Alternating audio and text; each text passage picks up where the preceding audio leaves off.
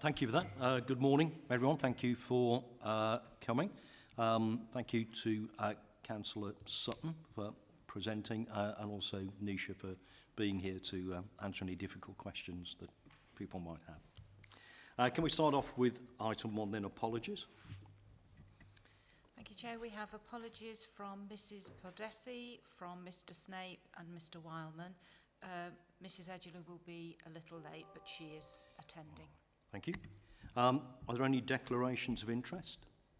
No. Our people have had the opportunity to read the minutes of the meeting held on the 27th of July. Are we happy that I sign them as a true and accurate record? Thank you.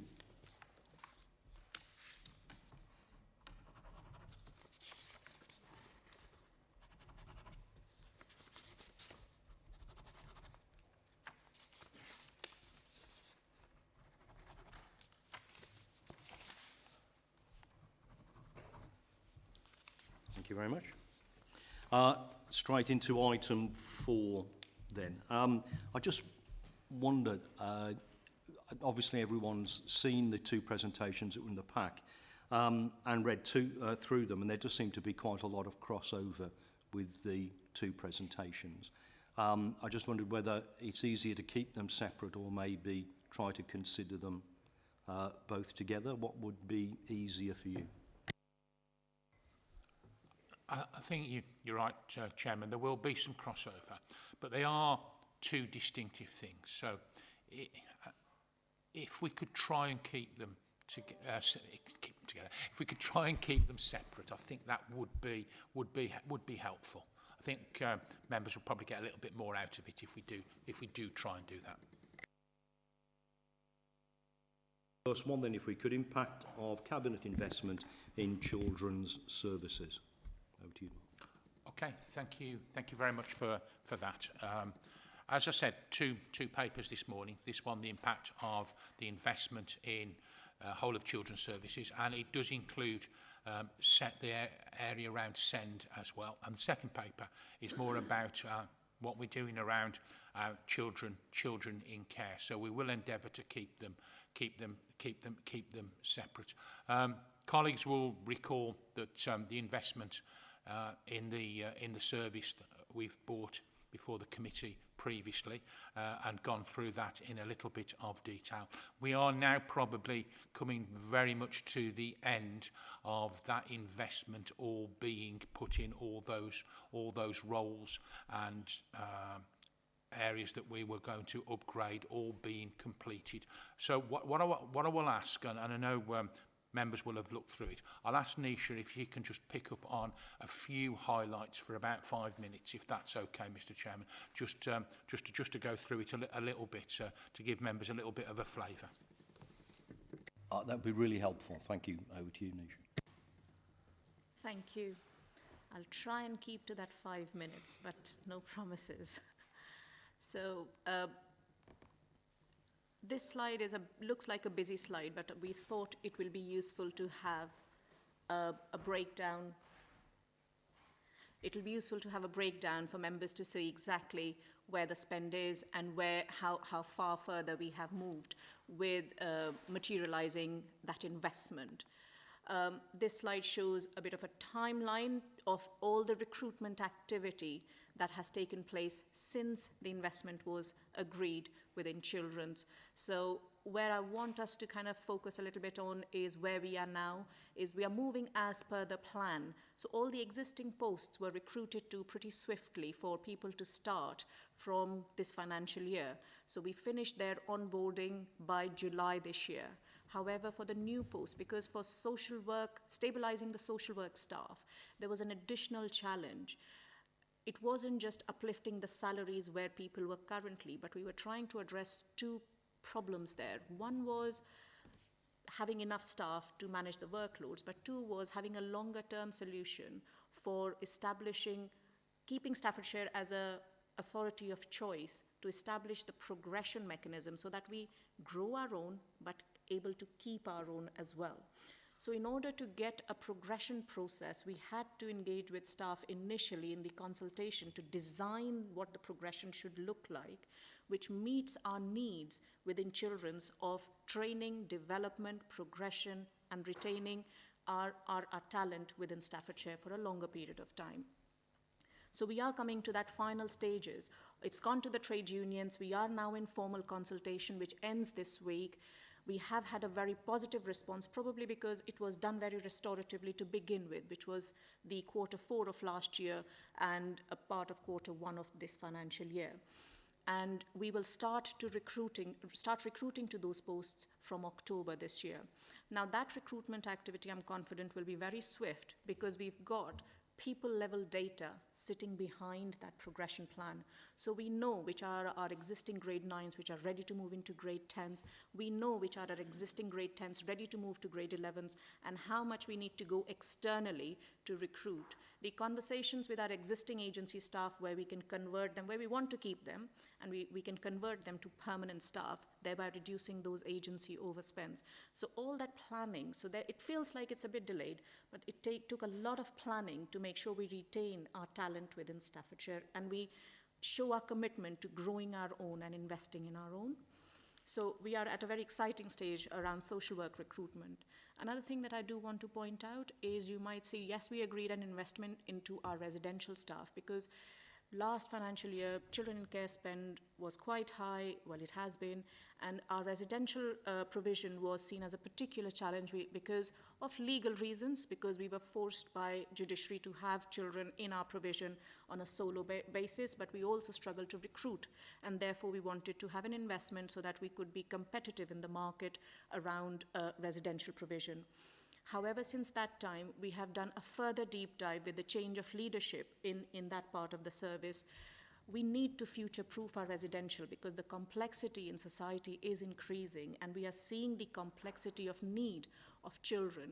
So in order to keep ourselves competitive in the market, in order to make sure we future-proof in line with our sufficiency strategy, we decided to plan well now, relook at our provision and our modelling, and then use those funds more effectively to future-proof long-term. So that's the delay over there, but we are being sensible. We think we are being sensible about it. And we will be bringing some business cases to members later in the year for consideration of the future planning and future-proofing. Looking at the impact of investment, I think it has been immense.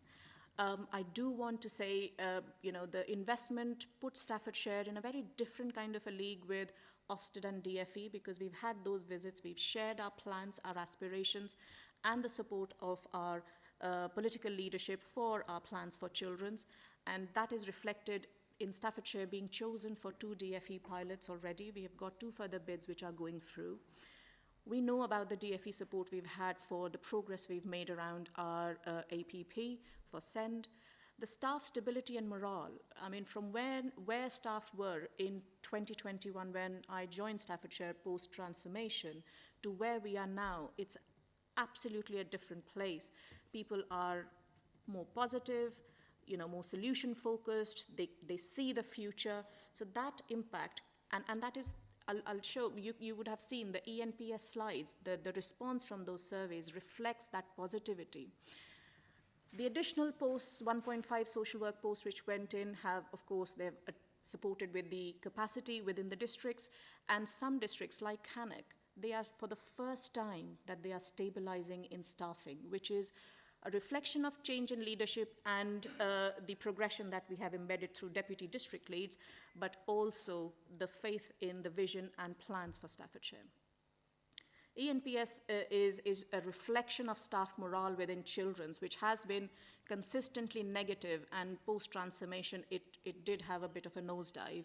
But since the investment was approved, and for children's services, it's a very high, I would say it is quite a high-risk area to work in, social work, and there it's important for people to know that senior leadership has got their back. And this was, in a way, an approval that we've got you, and if there are problems, we will solve it together. So that's reflected in the ENPS survey. You can see staff turnover is reducing, and this slide reflects the greater interest. So post-transformation, when we were going out to recruit, we were hardly getting any interest. We were bleeding staff every single day.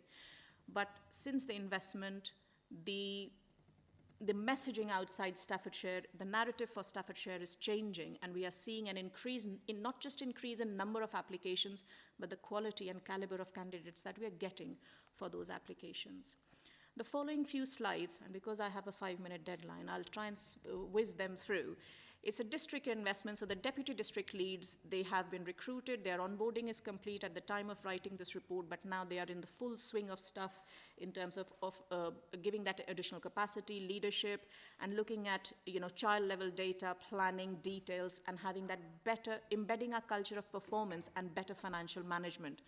The main focus of this role is around children with disabilities, SEND and early help, and making sure that they amalgamate well within the district in line with the place-based approach and ideology that we try to embed with transformation plans.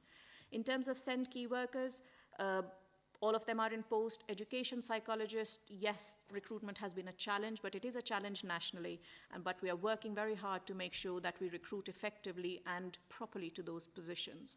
The impact, we could be challenged that we promise that the workloads will reduce. However, what we can say now is the demand has increased significantly, and you must be aware about that. But this increased investment has helped us manage those demands and still manage to move along with our plans within APP to deliver good quality services.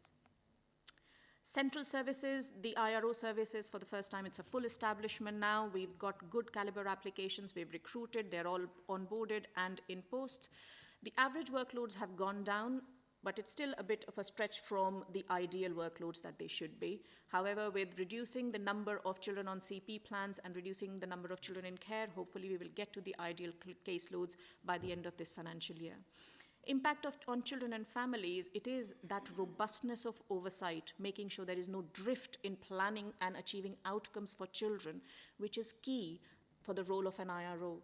What happens, an IRO looks after a child on a child protection plan, on children who are looked after. So it's important that IRO manages the delivery, the traction of that plan with speed and efficacy. So if we can manage our children subject to CP plans and close those plans down in a timely way, that means we are reducing the risk from escalating into children in care arena, and we are managing risk better in the community. And that is what is reflected in this slide, where you can see that the number of child protection plans within Tier 4 services is reducing gradually, and we are getting that better effective challenge in the service and challenge out to the partnership to be able to have that team around the child and support them better in community. Moving on to central services. Oh, I don't know what happened with this. I never did this. Okay. So within central services, I think I'm most excited about our missing, because that was an area which really worried me before, because we did not have enough staffing to manage the challenge of exploitation. We are seeing an increase. Previously, the hub was in the north of the county, but now, well, over the last year or so, we are seeing it increase in the south of the county, in Cannock and Burton area. So with this increased investment, and we've recruited to all the roles, we now can move on with the aspirations of getting the strategic and operational governance developed in line with the staffing we've got. We are working much better with the police and the harm reduction hubs in the community to make an effective partnership network of support for those youngsters who are at risk of being exploited. So this is something that it needs a lot more work, because we are in the commissioning cycle around exploitation. But we have got the people who will be able to deliver our aspirations and safeguard children subject to exploitation. Well-being and partnerships. We have recruited to all the posts that were agreed. Again, very critical roles. The QA officer role within our commissioning service has a very important role, especially with all these government regulations that are coming around Ofsted oversight of residential provision.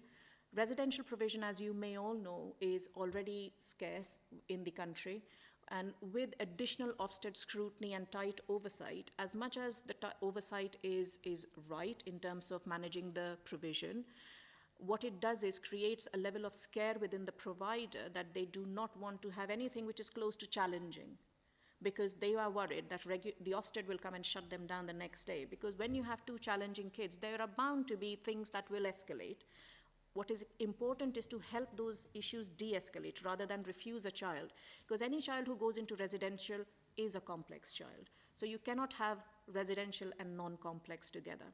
QA officers help us work with our providers to diffuse those situations, to make sure there is enough safeguards in place from the provider aspect and from the local authority and the safety plan for that child.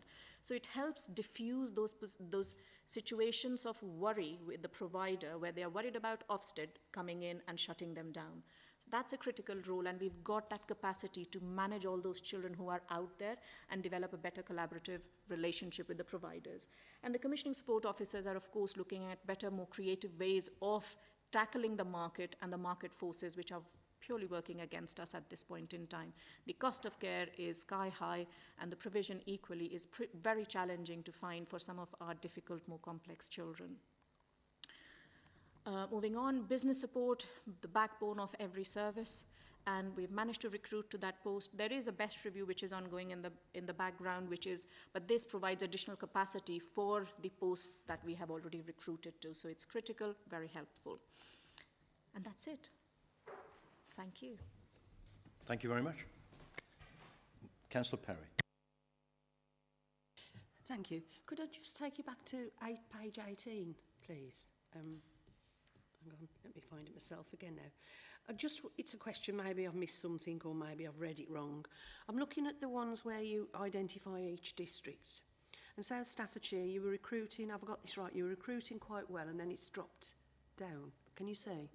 No, page 18. Sorry, Kath, page 18. Yeah. My slides is the ENPS journey. No, it's this one.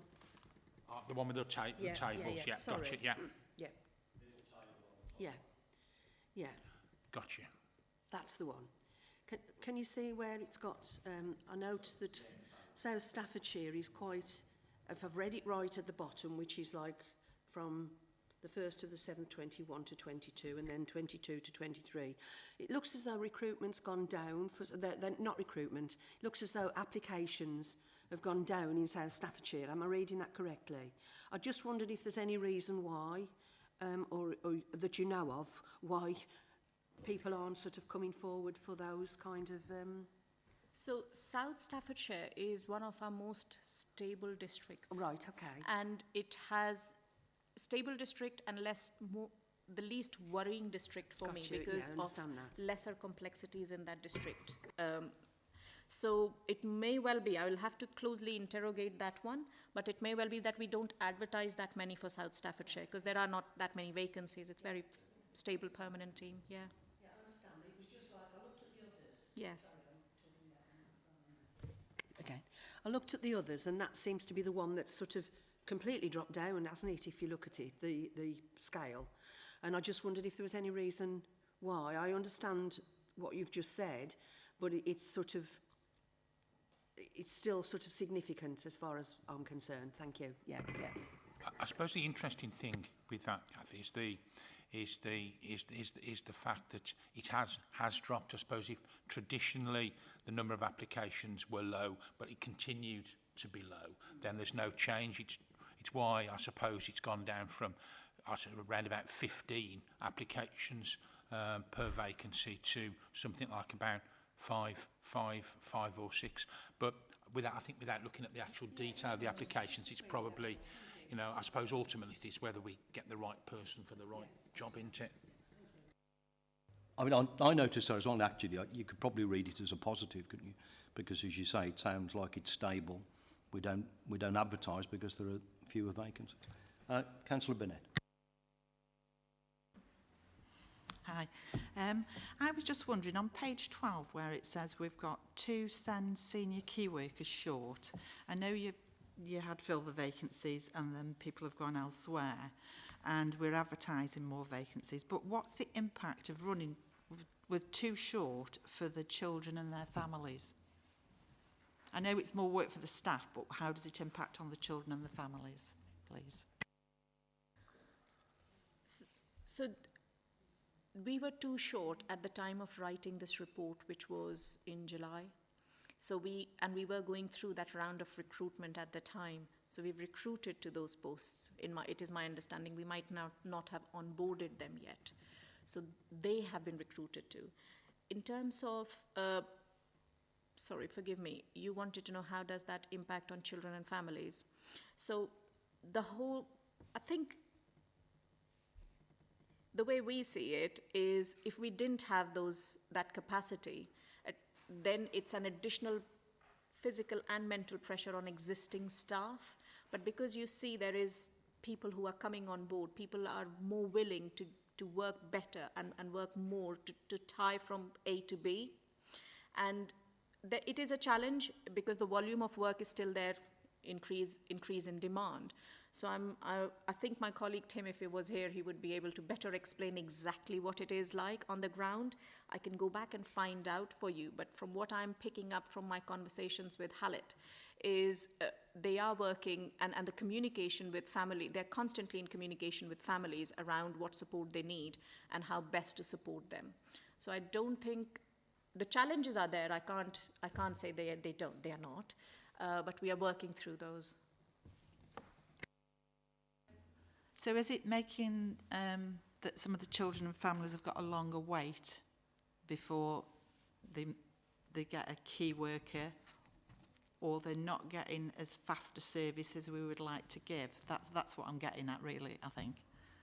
I think, Jill, inevitably, if you look at the fact that one of the key areas that we needed investment where there certainly wasn't sufficient staff when you consider how many education and healthcare plans that we're now getting and having to do was consistently going up. Pressure on key workers was identified as an issue, and as you can see there from that table, the recommendation senior key workers was 12 full-time equivalents. So 10 of those are already in position, and as Nisha said, two positions have to be re-advertised. So actually, we're in a much better position than where we are. If we've got 10 in addition, and we'll always, going forward, won't we?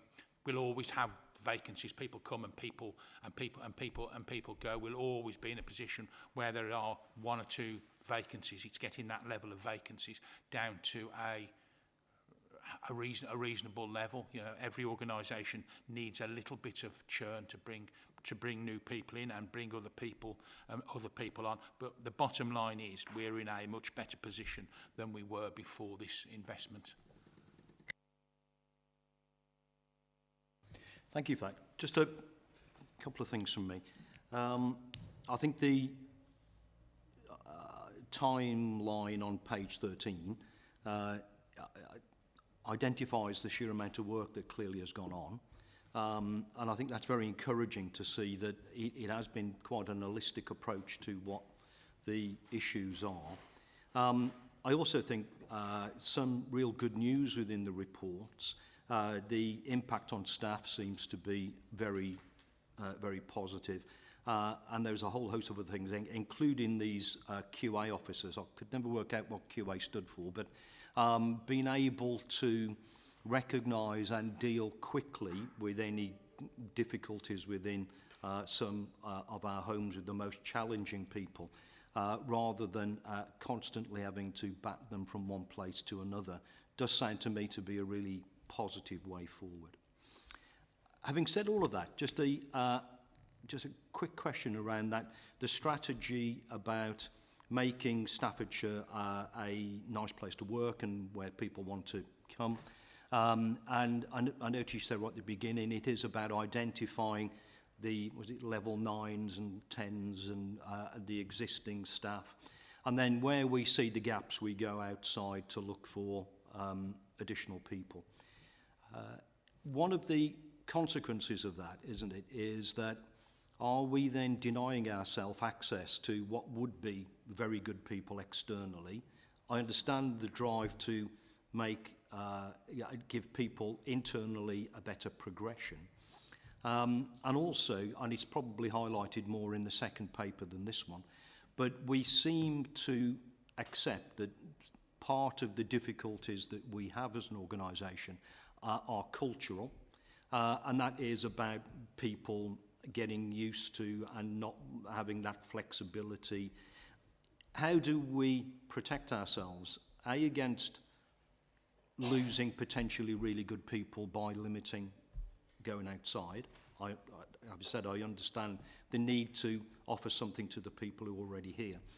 But also, perhaps more importantly, how do we guard against this culture if we are constantly promoting internal people that presumably will carry on with the same culture? Like saying, the next paper we seem to highlight it as a major concern. I think the two things need to be in balance. How do we manage that process? So Mr. Chairman, I think you hit at it at the end, doesn't it? It is a balance. I mean, for many years, and we're no different to lots of other local authorities, had difficulty in recruiting and maintaining our staff and keeping social workers. And we got into this situation around the West Midlands, and I would imagine other regions are the same. And I tried to do a little bit of work in my role with the lead members group across the region. Excuse me. Is what would happen is that everybody would have vacancies, and to get people, other authorities would offer some sort of limited golden handshake or increase the salaries where they possibly could and do that type of thing, and our social workers would go, and then other authorities would do the same, and you got a massive amount of movement. And post-transformation and during transformation we lost staff. Many of those have returned and come back now, but it is a balance, isn't it? It's a balance between people thinking, if I go and work there will be opportunities, but also that I will have development opportunities to be able to get on, enhance my skills and my career. And if I have to move somewhere else, then I'll happily move somewhere else. But then I might come back, and balancing that against, well, here in Staffordshire, things are great. And I'll happily stay here if the opportunities are there. And what we found with those particular roles, that for a lot of our senior staff, there was nowhere to go other than potentially to leave. That progression wasn't necessarily there. But I think the bottom line has got to be is that any process to recruit a member has to be fair and equitable, and people have that opportunity, and you're able to advertise them externally and get external staff who bring things, and internal staff. But the higher you get up the table, if you bring people in from the outside, there's a longer wait, there's training, and there's a balance. And Bob, you and I will know, and we went from an organisation when we first joined the place where everything was internal, nobody ever seemed to come externally, and then that went through 360. It is a balance. I think if you lose too many staff, it's unhealthy. People don't know the systems when they come in. They don't necessarily have the buy-in. But equally, you can't have a stagnant staff where all the staff have been there for 25 years and have never moved on, and have never been developed. So if you've got a culture where people who stay know there are opportunities, and there are opportunities to move around the organisation. And I've been out visiting all the district leads and talking to those over the past few weeks or so.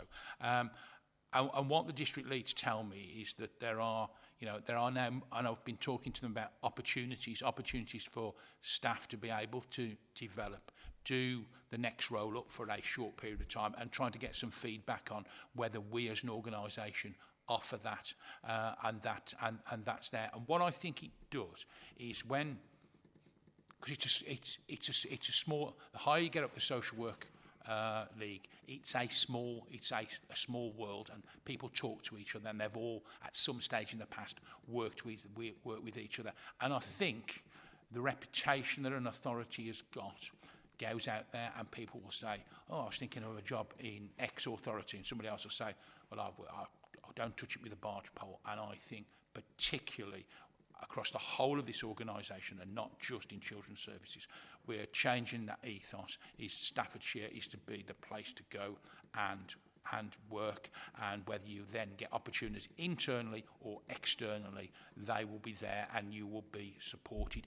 You will get high challenge, but with high support. And I appreciate I've waffled around it a little bit, but you picked up on the thing, it's a balance. You can't have either end of the spectrum, and it's all about developing your staff's leadership, isn't it? I think that they are supported and challenged. No, thank you for that. I think that sounds really encouraging, and as you alluded to in the organisation that we used to work in, you know, sometimes you see poor attitudes and behaviours, and the danger is when you promote those people, you give them a louder voice, you give them a bigger platform, you give them bigger influence. And I think if we recognise that there is a difficulty in culture in the organisation, I do understand that we have to reward our existing staff and give them a reason to stay, but we also need to reach that balance that says, how do we choose people who want to make a difference and actually want to do this and want to deliver for us? Nisha, I think you wanted to say something. Yes, I just wanted to share our planning and our thinking behind it, because as you said, and as Councillor Sutton said, it's important to retain and grow our staff and invest in them so that we are seen as a supportive organisation. But the way we manage the quality of that staff is to have high thresholds within progression. So progression is not a done deal, that if you start at a grade 9, you will reach a grade 15 in Staffordshire. You've got this, we maintain standards of moving from one grade to the other, and that's the progression strategy. So it's not a given that as a salary increment you get moved from one post to the other. So that's how we quality assure. And if we can't recruit to that post, we will go externally, because at the end of the day, the business needs need to be met in line with the vision and aspiration of what Staffordshire wants for its people. And so that's how we manage the quality of staff that stay with us in Staffordshire. And if we need, we will go out and recruit and still maintain that quality. In terms of culture, and as we've heard, I mean, Councillor Sutton said it, yourself has said it, it's the culture of organisation is created by many things. Where we went wrong in Staffordshire was we became very insular. We were only looking inside, and we were probably not moving with the times.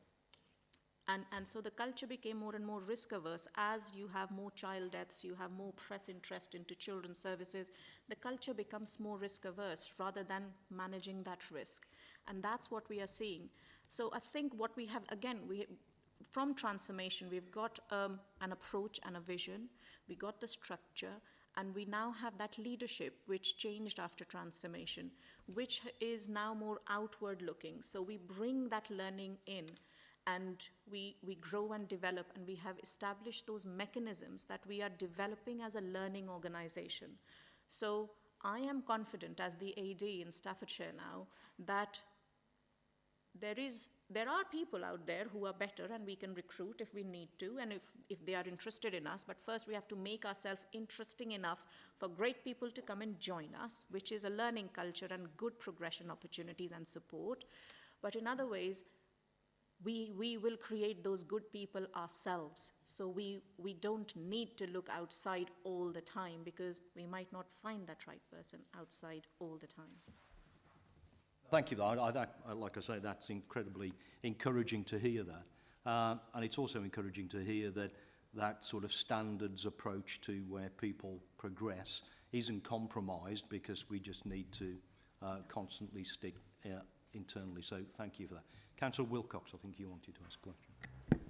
Thank you, Chairman. On page 13, where you've got the calendar and all the progression during the 12 months, so it seems to me that from virtually at the end of this year, we'll have spent the whole year either producing job descriptions, consultation, customer feedback and recruitment in that 12-month period. When we talk about job descriptions, have we fundamentally changed the job descriptions of what the roles are from other authorities, and how is that one of the reasons why we think we'll be able to retain and keep people longer? Secondly, has some of the recruitment come internally, or of a good chunk of it come externally. And from the consultation that you did with staff, have you picked up any sort of reoccurring issues from that you've been able to either put in or adjust into the job descriptions that makes it more attractive to people to stay with us? And then finally, so what difference will this make for the organisation of all this investment? Is there any targets to see less children in care, or what will good look like if we're to roll forward to the first quarter of next year? What would good look like in the view of the authority? Thanks, Chairman. I'll let Nisha answer the more detailed questions about where people have come from internally, because I don't know.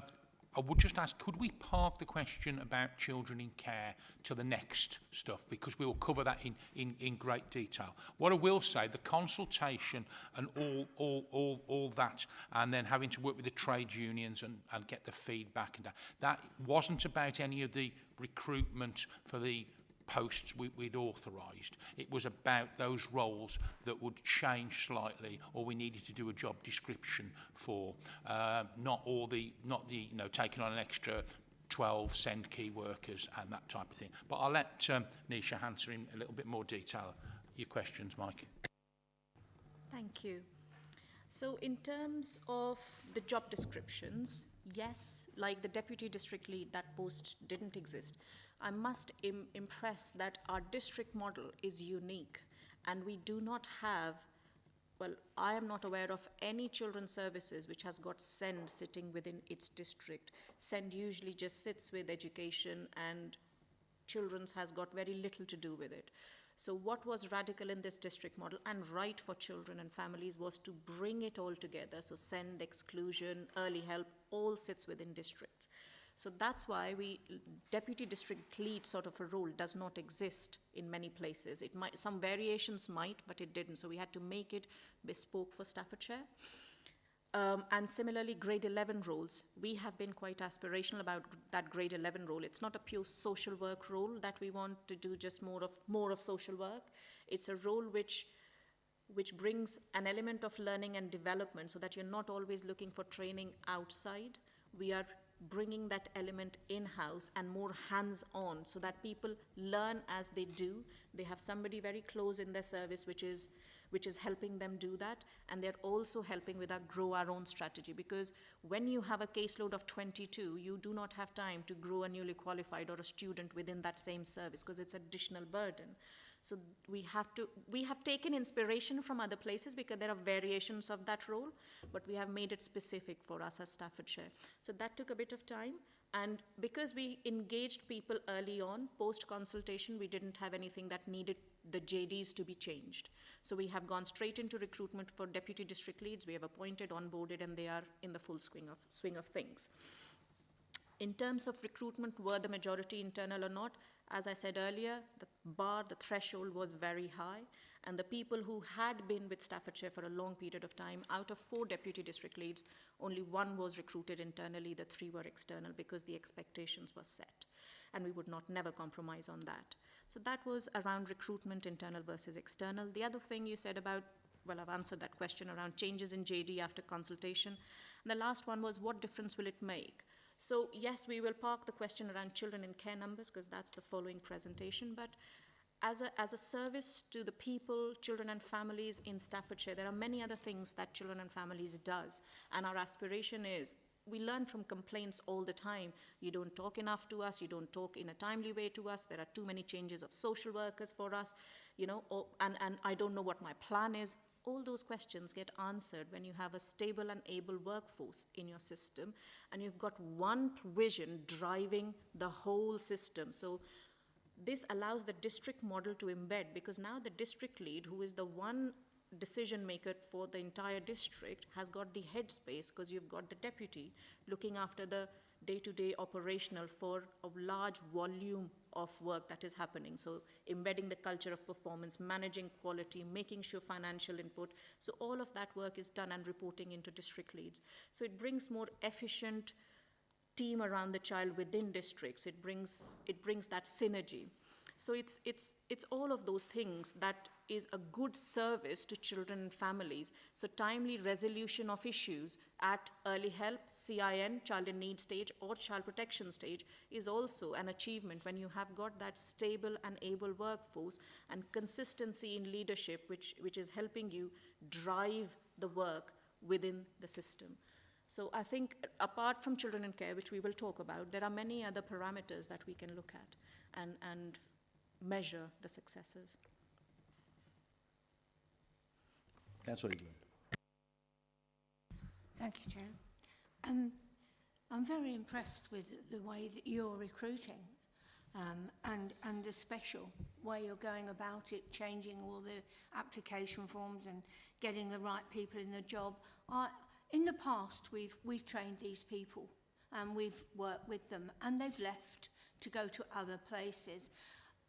Is there a way that you may have that if somebody who is valued and is a specialist in what they're employed for, is there a way that they've got to come to somebody if they're finding the work too much or they don't like what they're doing? Is there a process for these people that we've managed to recruit? Is there a way in for them to say, I'm not happy, or is there a way for them not just to go get promotion, but for them to find out, you know, if they're feeling unhappy? So the answer to that, a straightforward answer is yes. If anybody has an issue with the direct line manager, they can always go to the manager above. It's an open door policy. That's, again, injecting into the culture of the organization. It's not centralized at a top level. Everybody is a leader, and it's a no blame culture. It's a restorative approach to problem solving, which is high challenge, but also high support. So no blame.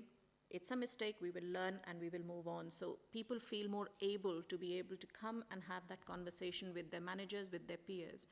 And we have established that role of the principal social worker, who is one across the whole of organization. So if anybody feels I can't speak to my line manager or anybody else in the organization, they can go and speak to the principal social worker, who is not managing anybody, but is a key role to maintain standards, quality, consistency across the board. Every exit interview goes through the PSW as well. Unless the person wants somebody else, they're more than happy to give an exit interview to their line manager, they can do. But if not, they can go to that PSW, principal social worker, who is more of an independent person. I have always had an open door policy. People always come to my room and speak to me. If they need to, they write to me. And we have those regular engagement sessions with staff where they can have those conversations with us if they feel that there is something they want to say. So I'm confident there are plenty of avenues for that. Thank you for that. Councillor Wilkin. Thank you, Chairman. I think you may well have mentioned this earlier on, but the impact in central services, you talk about the average workloads being too high and ideally getting down to 50 to 70. Do you think we'll ever get down to that position? And in doing that, how will we get to that position? Would that be having to recruit more people to get to that position? Because if the caseload is still quite high, won't that necessarily deter some people from perhaps staying with the organisation if they think that perhaps going elsewhere the workload would be less for them? Thank you, Chair. Thank you. So the only way we can bring that workload down is, one, to hold that service responsible for the throughput as well. Because if you keep adding more people, there is no incentive, because people can just keep the caseloads and not manage their own throughput. So it's, again, managing the performance of that service to say you've got a role to manage your own workload. So, and that is by helping services achieve the outcome in a timely way and close those cases down, or manage it more in the community rather than escalate up. So because of the Children in Care program, me and my leadership team is almost watching every child every single day and the traction in their plan. I mean, I am not watching every child every single day, but I've got people who are looking at those plans and managing that throughput. And there is a responsibility on the IRO service to manage that throughput rather than just continue to escalate and keep those children in the system. So again, it's a two-pronged approach. Address the culture, that it has to be an institutional independent plan Do not create institutional dependence in children and families. And the second is helping them get there. And my job is to I'm at a systems level, making sure I'm working with the partnership who are not just throwing everything in the local authority pot to manage, but are managing it collectively with us. It is a challenge, but I'm confident we will get there. The number of children in care, we will get to, again, we will get there by the end of this year where we want to be, because it's all tracked and mapped behind the scenes. That will bring the numbers down, but of course nobody knew Ukraine war will happen, nobody knew COVID will happen. If something else comes into the mix, we'll go back to the drawing board and plan again. But they know what we are trying to do to make their life more livable and to bring those workloads down, and they are fully behind it, so I'm confident we'll get there. Again, I think that's really encouraging to hear that, and also that there is an onus on each of these teams to manage workloads. I think that seems to be a quantum leap away from perhaps where some organisations were previously. If there are no other questions, just to wrap up, I think it feels like we're in a good place here. Obviously, the test of that is whether those figures come down at the end. But having read through it and listened to your presentation and answered the questions, I do find it encouraging, and I think that we are in the best place that we can be. It strikes me that we have addressed the issues that were clearly evident previously. I hate to say all of this and then the numbers don't come down, but we're in the best place to make that happen, it feels like to me. So thank you for that. Thank you for coming along and answering the questions as well. It's been really helpful. We'll move on then to item 5, Children in Care Programme Update. Mark, did you want to open that? Yeah, thank you, Mr. Chairman. I'll just say a few words to start with, if I may. Members will know that the numbers of our children in care is relatively high.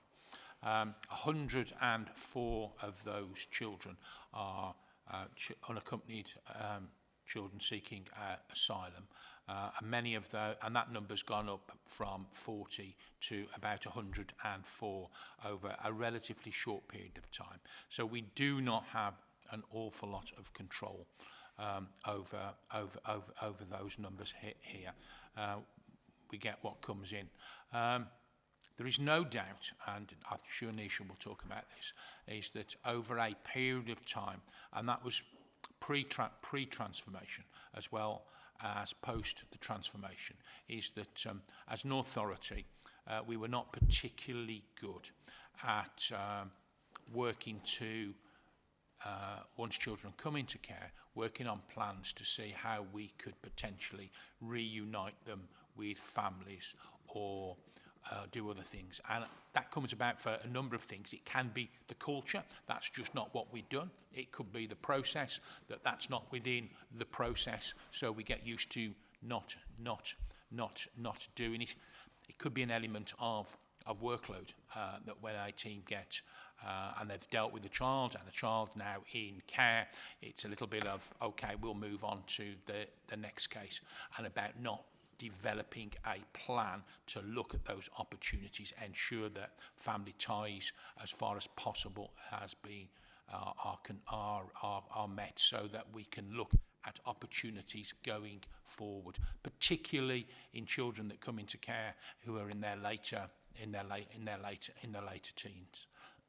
What the whole of Children in Care programme is not about is making it difficult to bring or changing the thresholds so that children can't come into care.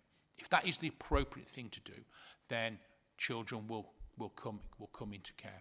But what we have to have is a process where, prior to that, through early help and plenty of other things, and with our own teams, is worked hard with families, with that family around that child and with other things, to try and ensure that we get the best outcome for that child, and and where it's all possible, keep that child in the family home where it is safe to do so, and then continue that process of working together with that family.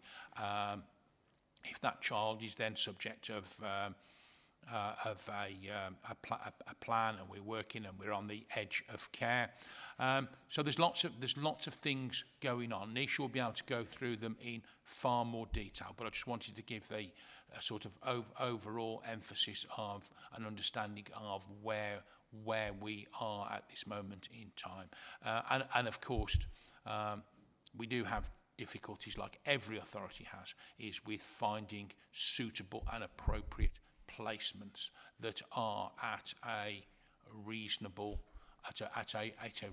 cost, because some of the placements are at sky high rates, and we need to move away from a situation where the provider has the upper hand and drives the market, to where local authorities who are looking for good and appropriate places for children have the upper hand, and not the providers, who then can decide, to arbitrary to set absolutely unrealistic prices, and quite often, not all the time, but quite often, not deliver the care that gives the good outcome for that child. And that is ultimately the most important thing out of all this. So if I may, I'll hand over to Nisha, and she will do exactly what we did for the other item, if that's okay. Thank you for that. Nisha, over to you. Thank you, Chair. So we'll start with a bit of background around the Children in Care programme. So Children in Care has been a priority for children's services for quite a period of time. What we realised, especially since I took over from my predecessor, was we had transformation at the time, October 2021, when the new structure landed. And we knew the financial status where we were in. We knew the aspiration and the numbers where we wanted to get to. And even though the idea was there in the service that we need to do something about our children in care, the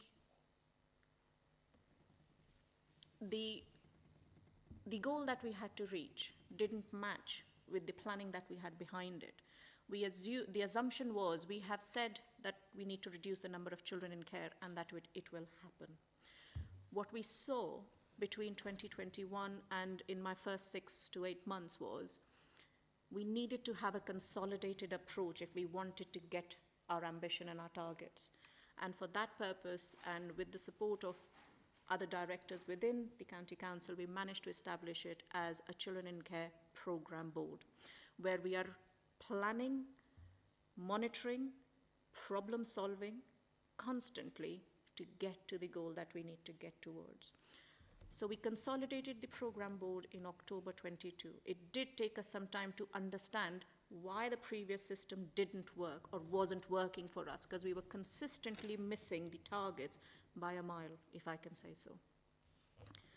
So we established and consolidated the program. It had 3 key objectives, which were about reducing the number coming into the care system, because our district model talks about help at the earliest opportunity in the community.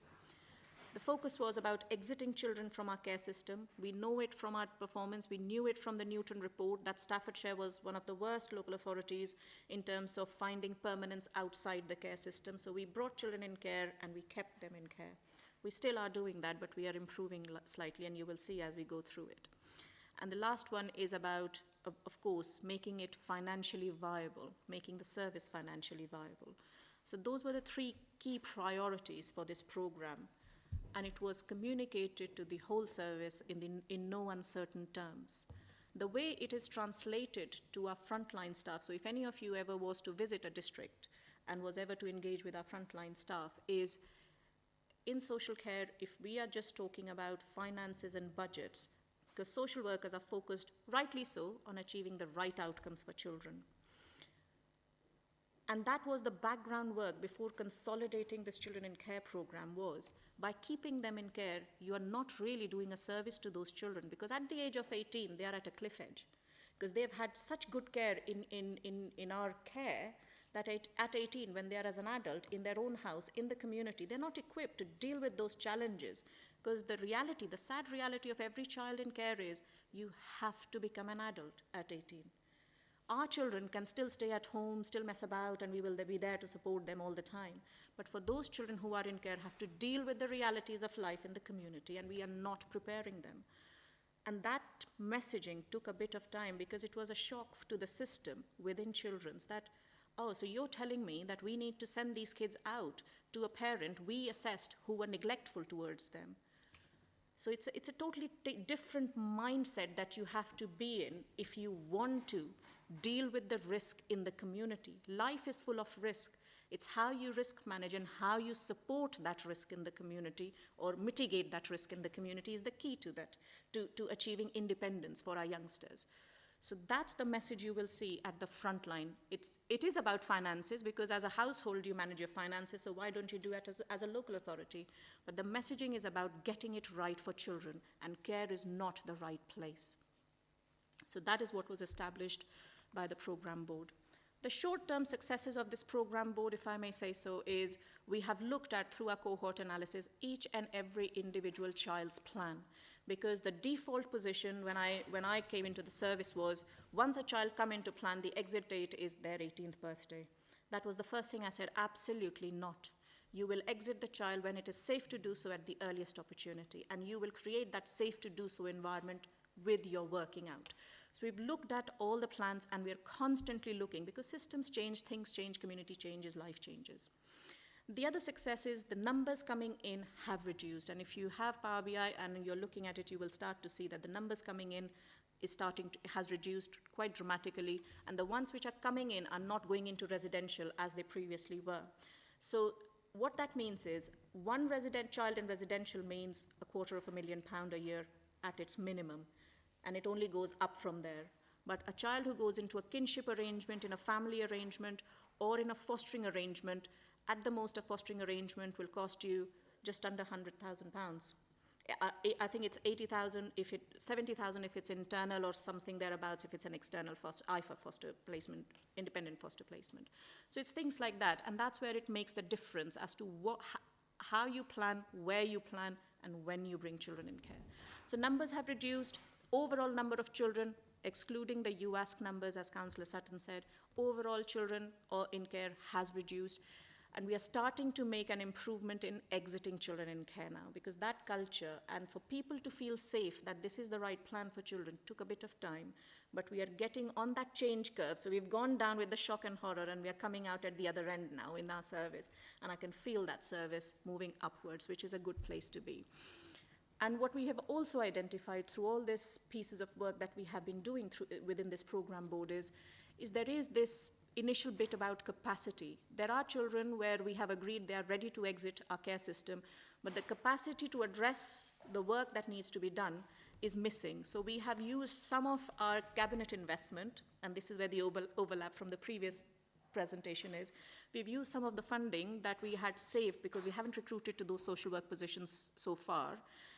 We've used some of the funding to fund a discharge planning team, which will give us extra capacity between now and end of this financial year to move those children's plans out of the system, which will create capacity for our IRO service and our social workers. Culture, we've talked about it, and we can talk more if anyone wants to know. The culture needed to change from risk-averse to being risk-aware and risk-managing. Restorative practice, great tool to work with, but restorative practice doesn't automatically exit children from care. Restorative practice needs to be, it's a method by which you work with a family to make them or enable them to deal with the risks themselves with a little bit of support from institutional support. What was missing throughout restorative practice was we conveniently left high challenge out of the restorative practice because it was too difficult to have those challenging conversations, and we only were going with the high support element of restorative practice. It doesn't work that way. So we brought that in. So that's the whole bit of culture change which is working behind the scenes.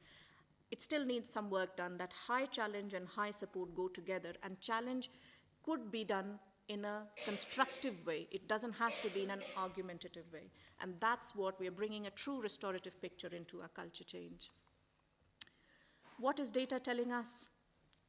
I would like to look at the blue line more. The brown line is where we would have been if we continued at the rate that we were at the start of this program. But where we are, it says 1296 on the slide, which was at the time when I did this presentation. Today we are at 1272. So we have gone further down. So the numbers have reduced.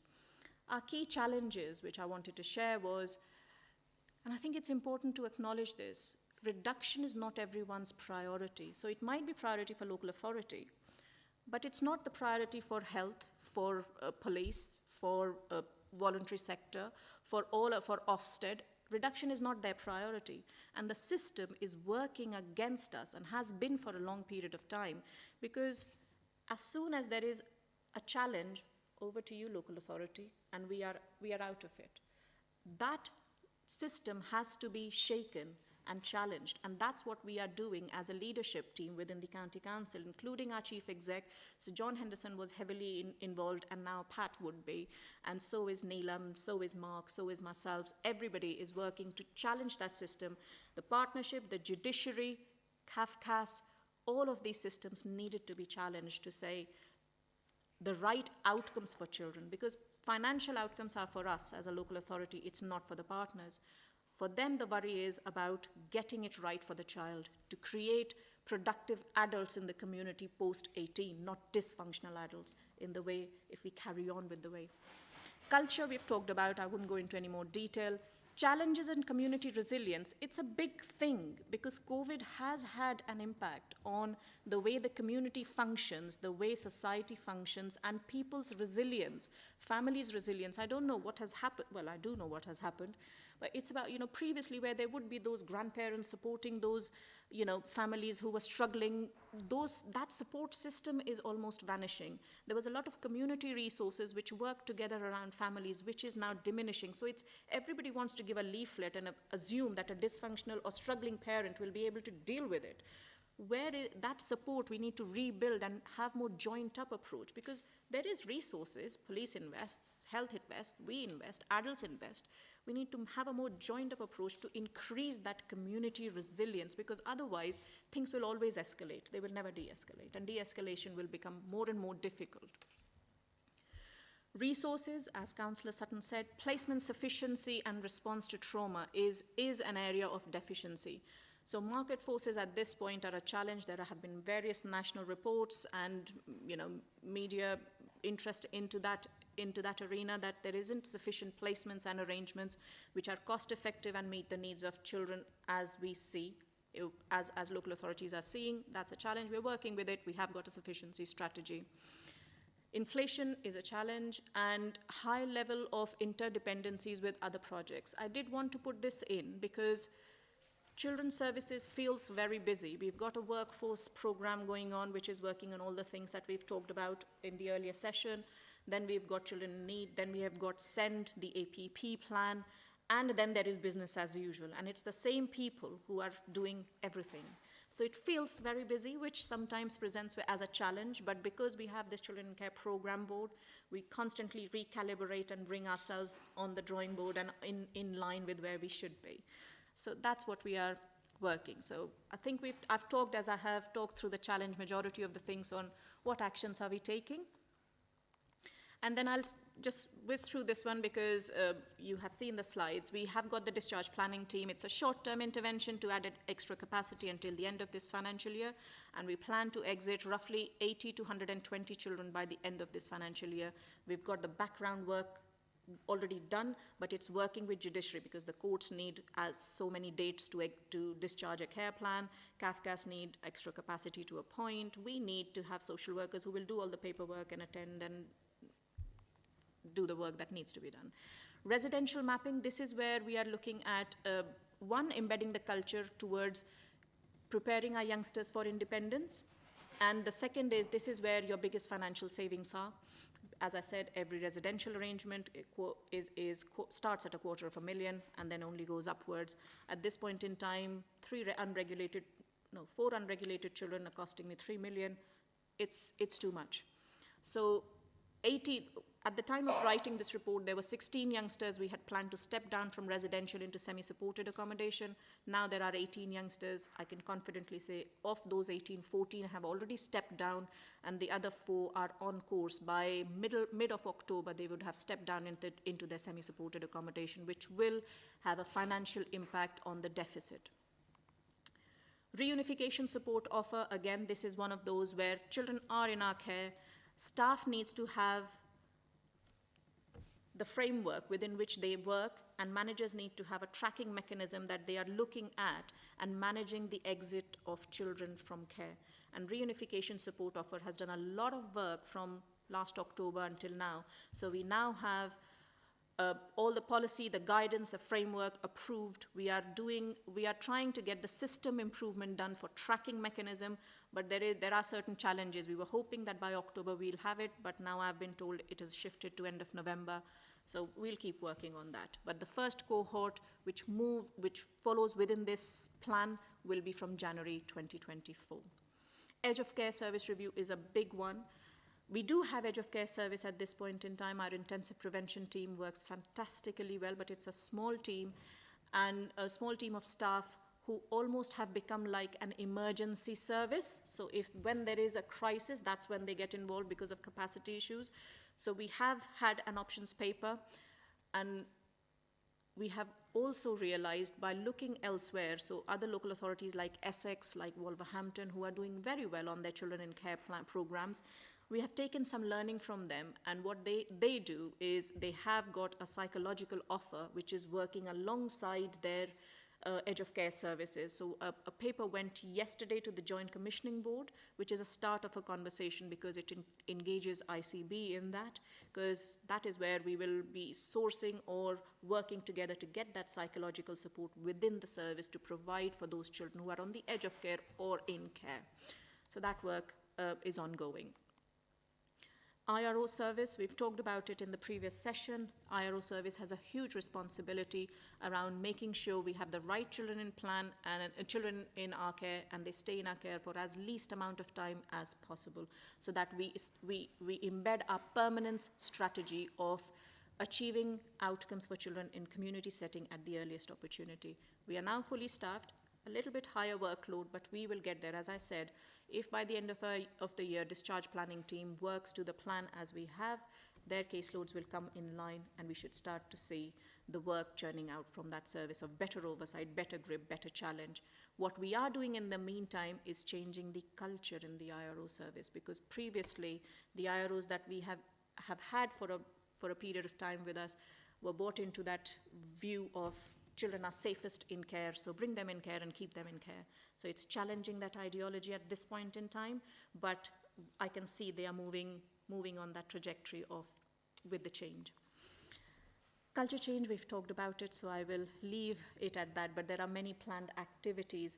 What we have realized up until now, culture change has been about me influencing my leadership team into buying into that culture of from risk averse to risk aware and risk managing, from safe certainty to safe uncertainty. But now we are planning to do some focus pieces of work, have clear practice, expectation, guidance, support. So it is a structured culture change program which we are trying to embed from now going forward, so that it lasts in the service. It doesn't go away if one of us was to leave the local authority. That is Staffordshire. That's how we work. So it's future-proofing that. This is a timeline which almost shows the traction from when the program board got established to where we are now, and how different projects within the program have influenced the change process. And what is data telling us? Again, this was Q1 analysis, where we were saying if there was no change, we would be 10.2 million overspend. In Q2, I think it has come slightly down, but we can provide an update if that is needed. But at least that gap is not as big as we were last year. So we are trying to close that gap, and by the end of the year, yeah, I will not make no promises that we will meet the budget line, but we will be as close as we possibly can be. And there is a lot of work that is happening to get there. This is a harsh reality that I face every day, and I can't sugarcoat it anymore, but the rate of our children in care is still quite high, but it is a reality that we share with our management team all the time, that we are out of kilter. Don't look at West Midlands, because West Midlands is made up of a different set of local authorities. We are comparing ourselves with our stat neighbours, and there is a gap that we need to meet. But what this helps us is, and assures me as an AD, is the projections that we have now made for our MTFS, the aspiration where we want to get to, is setting us in line with our stat neighbours, because we are aspiring, so we are slightly more aspirational than our stat neighbours. So if everything works to plan, in a few years' time, we should be in line or better performing than our stat neighbours. That's the projection line for us. The path ahead, there is a challenge around the speed at which we need to achieve outcomes along the lines of MTFS, because we should have achieved those outcomes 5 years ago. So we are chasing our tail and badly. So the speed at which we need to get there, but the amount that we need to do as a culture change whilst we are embedding staffing and whilst we are embedding the vision of transformation. It feels very busy, but we are up for that challenge. I have a very solid leadership team now, which really helps me. And as a partnership, when we are working with when I say systems, so when we are working with our partners, judiciary, CAFCAS, they are all coming along to where we need to get to. So I feel positive. What we do need to do is to maintain a steady ship. Even though it's a challenge and it's a constant recalibration of where we are, where we need to get to, we really need to maintain that steady ship to allow the change to embed and for us to come out at the other end. There are some upcoming pilots. There is a new case law which stops judiciary to make some court or care orders at home and place the burden of responsibility on local authority only. So I think that will help us going forward. So that's all from me for today. Nisha, thank you very much for that. Mark? If I may, Mr. Chairman, before we go to questions, just the graph that was being showed that showed the rate of children in care. Just wanted to say that, just emphasising from what Nisha said, the last 2 months I get the children in care figures I get them every week, and where all our children are placed. The last 2 months I've seen a net reduction in the children in care, and the amount of children exiting care has exceeded the amount of children coming in. And of course, as I indicated much earlier on, we have a higher rate of unaccompanied asylum seekers children than most local authorities, and that 83 would include that 83 figure there, albeit a few months out of date now, would include our total rate. Thank you then. Just very quick question. Why do we exclude unaccompanied asylum seekers out from the numbers? I mean, we don't exclude them in our top line figures. The data we send back always includes them. The reason I wanted to look at how our figures are without unaccompanied asylum seekers is because we've had such a rise in them recently. Previously, if we go back about 6 months, it was very, very static. So comparing one with another, it was a static rate in there. As we've taken more and more children who've come into Staffordshire who've presented to us at hotels and things like that, the amount we've got has gone up. So we can't do anything in particular to stem here in Staffordshire that rate. So I wanted and try and understand figures where what we are doing potentially has an impact. That's why I always look at the figures as well without those 104 children included in it. Albeit that doesn't mean to say we're ignoring that as an issue. And those children, get a service from us. We have to find accommodation. We have to have social workers dealing with that, as well as other parts of the whole system. So I don't do it for any other reasons other just the fact that we don't have an awful lot of influence on that, and I'm interested in the things that what we are doing to have an influence on the numbers, whether that's working or not. No, that makes sense. Thank you for that. Councillor McMahon. Thank you. First, my profuse apologies for being late. It's entirely my fault. I'm very heartened by what's been said, I have to say. My first question is about the asylum children. In all probability, they don't have English. And life's difficult enough for these kids without actually being able to. So I'm just interested in what provision is made for them to learn our language, and how quickly can they get up to speed to the point where they're functional, because it's only at that stage that you can really start to work with them. And I wouldn't say it was dead time between their arrival and that point, but it's not great until we do. And I know you've got interpreters and stuff, but they need to be able to speak English. That's the first question. The second one is about the exit strategy in terms of when they reach maturity. And I was particularly heartened by what you had to say. You can't just, open the door and let them out. And your point about resilience post-COVID, I think, is well made, although I think resilience was beginning to decline prior to COVID.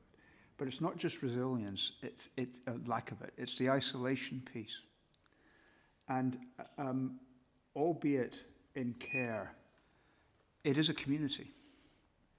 Albeit it's not the sort of community one would wish in terms of it being supportive and helpful and functional to create rounded adults.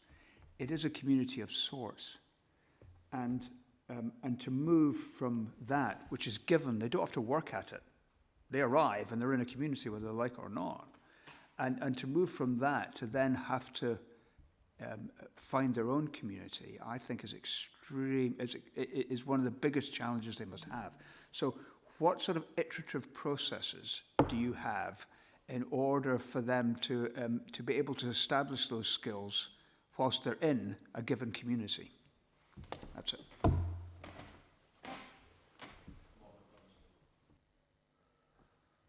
Okay, so great questions. Thank you for that. For you ask in terms of language, I just want to take a step back, Chair, to just say a piece that I want you to say in response to your question. You ask before October 2022 was a planned activity for local authorities, because they would only come into you through the NTS, National Transfer Scheme, and it was a very planned activity across all local authorities, which was coordinated centrally. So we could manage the in and out from the system. Post October 2022, when Home Office started, getting these hotels and placing adults in those hotels, the landscape has completely changed. So Staffordshire has had the maximum number of hotels, Councillor Sutton, across the country who have been set up for housing asylum-seeking adults.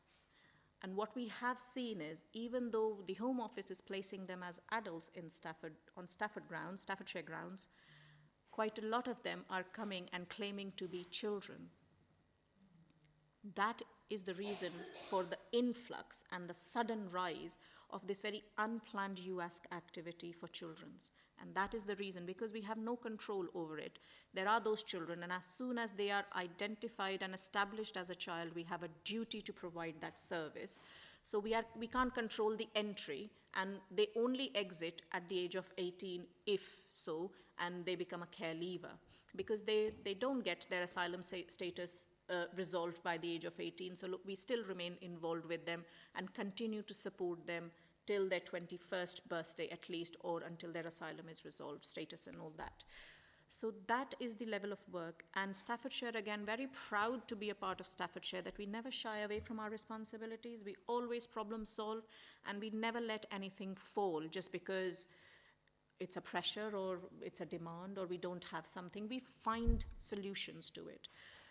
So now coming to your question around language, you're absolutely right to raise that challenge, because we did see when you have an influx of demand, where do you place all these youngsters? They are coming with different sets of languages. You don't have enough interpreters for the specific language that they speak. And then to bring them up to speed with English language is yet another challenge, because whilst Home Office and DFE don't talk to each other for some reason. And so Home Office has placed all these people on our grounds, but DFE will not fund enough education establishments to cater for the needs of those who are coming to us as children. So we in Staffordshire, again, we've joined hands across the corporate team to see who are the best people who can help us work with this problem. And we've liaised with the education providers in Stoke, because that's where most of our semi-supported accommodation is, and now also in Burton. So Stoke couldn't provide us that support for our education, but Burton did agree that they will make provision for our youngsters. The challenge to that was, how do you make provision for them to live in Burton? Because you can't transport those people from Stoke to Burton all the time. But we are problem solving it. I am not saying to you that I have got a 5-star service for all these youngsters, but we are problem solving it. And we are not letting any child fall through the net. So whilst we might not have the ESOL courses for them, we are working with the providers of the Amity Hub to create another hub and a space where youngsters can come, meet, feel a part of a community where there are other people or young people who have had similar experiences, so at least reduce their trauma. We are working with our partners, the police, the health, to make sure their needs are being met in the community. We have, I know my head of service was working on getting those, we don't have enough language specialists, but we need to communicate with our youngsters. So we are getting those specialist headphones where we can translate key messages for our youngsters, and they can listen and learn in their own time until such time that we can get a provider to provide a service for them. So we're trying our best. We are being as creative and innovative as we can be. We are constantly in conversation with Deluxe to, they check with us as well as to what we are doing and what we are not. And I think they quite appreciate the innovation that we have achieved in Staffordshire. But if you say, have we provided ESOL to every young person on day one of their children in care life? No, we haven't been able to, because there is not that provision, but it's not for not trying. The next question that you asked was around children care as a community. You absolutely are right. And how are we preparing our youngsters for independence in community? So we recently launched a house project. And a house project is that concept which builds lifelong links for young people in our care, with young people in our care. So this is the first that it started in Tamworth. So we start with a group of 10 youngsters who go through the training of how to clean your house, buy your shopping, do your laundry, wallpaper your wall, decorate your house, do all sorts of stuff, so that they maintain their tenancies, they have a good life, and they all grow and learn together. So growing forward, they all build that community together. So they all help each other and problem solve. And I was talking to some of those who have already been in other local authorities through the house project, and 3, 4, 5 years down the line, they are still helping paint each other's walls, look after each other's kids and all that. So they're growing together as a community. So we will take this learning from the house project, we'll let it grow and start. We're working with housing providers, because that was also an issue, to provide for a housing before their 18th birthday. That was a challenge. So we've come to the age of 17 and a half. I want them to come a little bit further at the age of 17. If we can have a house for our young people, it'll be brilliant, because they would have had 1 year with all that support, and then they can fly at 18. So yes, there are plans in train, but... Councillor McMahon, did you want to come back? I do. I think that's a great idea. I just had a thought about how you might want to monitor this. So in 10 or 15 years' time, I won't be sitting here, I'll tell you that.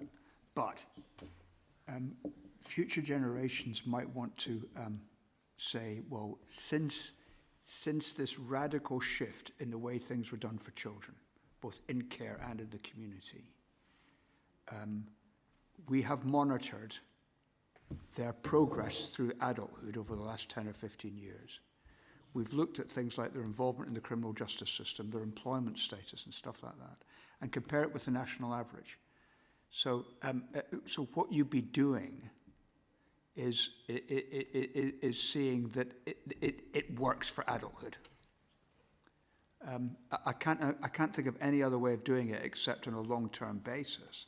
But I would have thought that is something that you just might want to consider, so that when our successors are sitting around this table, they can look back and see what good you've done. Thank you. Councillor Sutton, I think you wanted to add something. Just picking up what Johnny said, I think that's a good idea that perhaps we can have a little look at. I wanted to just emphasise a little bit of what Nisha said about the house project. I was fortunate to have been involved in this from the start and went to the launch event, and prior to that had listened to a number of our children in care who were in our care do a pitch in so many words about why they thought it was a good idea, which was extremely moving. But I think we would all agree, wouldn't we, is that if you've got a stable home, it makes everything else so much easier. If you are looking for a job, but you're also sofa surfing or doing something like that, it must be particularly difficult. So this will help to build friendship amongst our youngsters, and a system of where they help each other to face these challenges, so that they can become independent, and they've got the home and they understand the difficulties. Then the challenge now, once we've got this up and running here, is to be able to expand it across other parts of the county. And going back to your original point about unaccompanied asylum seekers, part of something we have to do around children who are coming to people who are coming to us and saying they're a child, is there is a age assessment process. But what we have to do, and there was a recent court case about this, we have to absolutely treat that individual as a child, unless we are absolutely, completely, 100% certain that they are not, and that in itself creates challenges where you might have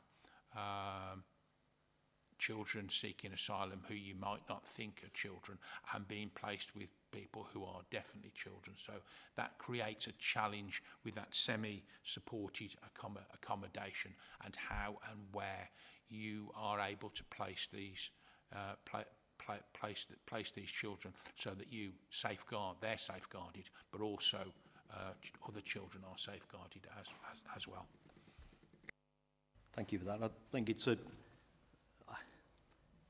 an unexpected consequence sometimes, is of echoing that point about Staffordshire extending a welcome through various hotels, and who would have thought that actually that would then, the consequence of that would have meant that we have that increase. Councillor Geller, I think you wanted to speak. Thank you, Chairman. Sorry for my lateness. I think I explained to you why I was going to be late, so I won't go into that. My question really is about, whilst I agree that children in looked after children should be placed back with their families, how do we monitor that situation when they've been placed with their families, to make sure everything is okay and that child is safe? And my second question is about mental health, and how do you work with the Midland Partnership Foundation Trust, and I can say it like that without putting the university in, with children in care, because talking to them and finding that a lot of them are children in care. So how are you working with those to monitor their mental health? And I'd just like those answering, please. Thank you, Chairman. So monitoring placement with families. So we understand it is Children's social care will never close down a child unless we have handed it over safely to a community resource, or we have enough evidence to say the family can manage well themselves. So we will never just put a child back in a family who has been in care and then close that matter and not provide that support. So there are various tiers of support within the at different levels of children's services and then in the community.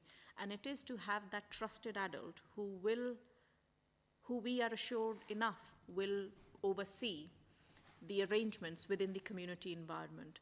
So even if we were to take a child from care, go through the whole unification process with the family, which is around 40 weeks long, that reunification process, because it's not like one day you go home and you never come back. It is about a gradual increase of contact, so families get used to each other, problem solve wherever there are problems that are coming up, and then increase that time to overnight, weeks, and then fortnights, and then month, and then that's it. And within that time, there is always a plan of support, because community services like school will always be there having that oversight on that child who has to go to school every day, by the way. There will be health, if there are any additional health needs. There will be voluntary organizations in the community where the young person will be linked in for going into their afternoon clubs or evening clubs, which keeps an eye. And if there were to be any challenges, there is always family and friends around. If there aren't, there are community resources. But if there are family members around, we have a safety plan with the family to make sure that the needs of the child are met. So that's how we keep an eye, and we never close a case until we are assured that we have a safe enough plan. If situations, because life changes, things happen, and if there was to be another concern, they can always refer back, because that referral back into the local authority, that door is never shut. And we do have instances where we rehabilitate youngsters with family members, 3-4 months, great time, and after that, all bets are off and the child is back into care. And because we have known the history of that family, they don't have to suffer for a prolonged period of time, because we've known this family for a time. So we start from where we left off and then we work back again. So that's how we monitor and support families. Nobody's just left and forgotten. And in terms of mental health, how long have we got? Because I think everybody wants, when I'm speaking to partners, because when I was doing my system analysis, when I started in this role, and you always think it's social workers' job to exit children and get the right plan and all of that. And my view was always about, it's a partnership approach. It's a team around a child. It's a community around the family. It can't be done single-handedly. And that's when you start to see the depth and how entrenched everything is in this system, because it has functioned that way for such a long time. And mental health, the definition of mental health is quite technical, especially for children. So a child may not have no mental health needs on one day before their 18th birthday and full of mental health needs on their 18th birthday. So 24-hour changes a lot for the Mental Health Act regulations, and therefore support, because we have a very medical model. So what I see it as a personal success, and of course the success of our leadership team, because again, going back to our previous chief exec and all the work that he did, when even I was very new at the time, but he went with that and the challenge and the relationships that he formed, and now that consistency is following through within us. Natasha is a partnership AD, and she is also, we both work together, so is Tim, in keeping the messaging consistent, that it's not a mental health problem unless you diagnose that you won't provide support. These families have gone through a lot of neglect, a lot of trauma, which does something to the brain, which might not fit into your Mental Health Act, but that child and family needs mental well-being support. So we've got our MPFT and combined colleagues to come to this agreement that something is missing. I see it as a small step in the right direction. So we can acknowledge that we are not addressing trauma effectively, and in the mental health support for complex children, things are not working right. So we have moved a step away from saying, local authority, you deal with it. It's about, right, what do we need to do about it? I see it as a first step, and there is a long way to fill that gap, because in NHS, the providers for mental health support, for majority of, for tier 3 and onwards, that provision doesn't exist because it doesn't fit the medical model. Now, I hope I'm explaining the extent of gap that exists. If you have never seen something there, you've got to create something from vacuum. But at least we are acknowledging there is a vacuum. Let's do something about it. Because you can't have a voluntary organization who has got some people who are experienced with working with children and families with complex needs, but do not have the necessary qualifications, don't have the necessary tools to address the level of complexity and the volume of complexity that we are seeing. It's a huge issue. Did you want to come back, Councillor? Yeah, just to say, actually, talking to the people at Midland Partnership, you know, my concern was that the number of looked after children that go there was quite high, and that concerned me. So, thank you. So the number of children who go there, because there will be A&E admissions, because children are in that space where they have high needs, but the support is not there, and they're constantly turned back. So yes, and if you're talking about the volume, because the health assessments need to be done. So yes, that is a volume which we are working with, because there is a capacity issue at MPFT of addressing, but that's a statutory requirement and they have to provide. But I have to say, I'm not raising it as a concern, because they have worked incredibly well with us. When the judgments changed and there was a higher need for medical support, they have provided. But I think because they started on a low base, they are having to work very hard to meet the statutory demand.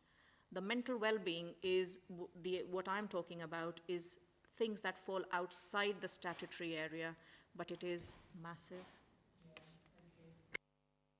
Thank you, Councillor Sutton. Just on Anne's first point around that ongoing sort of, to make sure that it's safe and whether we monitor afterwards.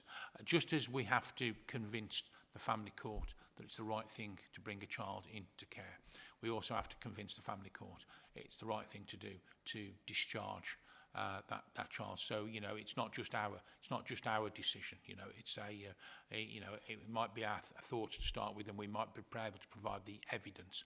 But you know, there is a statutory process, so there are plenty of checks and balances before that takes place.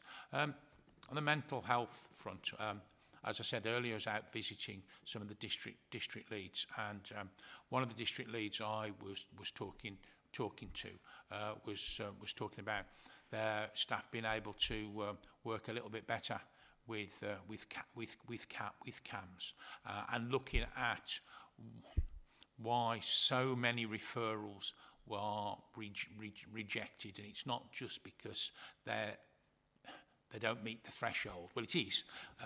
They don't meet the threshold on the form. So and a lot of them are from our staff. So they're doing some work on ensuring that our staff understand what will meet the threshold and what evidence that is needed to provide it to be able to get that input from CAMS.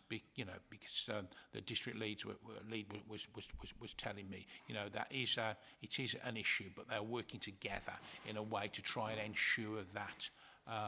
You know, if a child does need that input, they are getting it.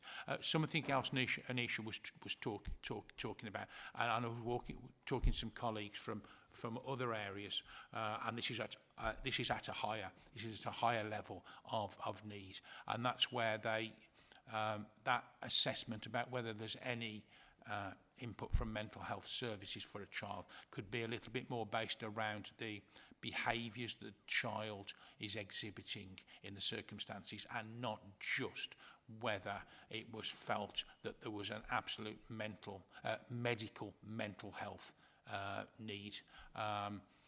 So there is work going on around that, and I think Nisha alluded to a little bit that we've been looking at that a little bit ourselves as well. Thank you for that. Just a quick general question from me. You indicated right at the beginning that there is potentially, at whatever age it might be, this almost cliff edge milestone, isn't there? They get to a certain age and all of a sudden the realities of life kick in. It's something I have a personal experience of over many years with young people in care. And I know some of this is, potentially a social myth, but it has been my experience that very often, and we all want to do the right things for these children, of course, but they're very often prioritised in things like education, money, especially if they live in families where there are other children, then the benefits that they get is quite starkly different from that. And I'm not saying that's right or wrong or indifferent, but do you think that we add to that cliff edge problem by and I was interested to hear that the strategy about, children through a lifelong lens. Do we do them any favours by, to all intents and purposes, removing the challenges of normal life that maybe other young people have to go through and are prepared for that move into adulthood, when we have a cohort of people that, for all the right reasons, we don't allow to experience those challenges, and then when they leave the service, the impact is far greater than it would be on a child that's never been there. And I don't want to sound like I don't want young people to have that, but are we sometimes killing them with kindness? Shouldn't there be an expectation that when they go back into communities, and we were talking before about how do they reintegrate into either a particular community or the general community, are we helping them by the service that we provide? Should we not be providing something that resembles more of a normal upbringing, rather than they just seem to be lavished with a whole variety of various things? And it isn't all myth. So I do have some personal experience of it. And then you witness what happens to them when they leave and they've now got to try and find a flat somewhere, and all of the help goes. They're not prepared for budgeting. I was interested and encouraged by what you said about trying to help them to become adults as they move forward. But I do wonder whether what we do really does prepare them for adult life and integration into communities once they've finished. I think Councillor Eaglen will confer with us, with me around the corporate parenting panel, and these types of issues are discussed quite often in detail, and we get really, really good feedback now from young people through the Voice project about what works for them, what doesn't work for them, as well as through care levers and what has worked and what doesn't work. And I think there has to be an absolute balance. Certainly with children of that sort of still of school age, one of the big feedbacks we get is that they don't want to be different. When they're in class and somebody comes in and says, child, it's a visitor for child somebody, and they go out, the first thing they get when they come back is what was all that about? So they don't want to be different.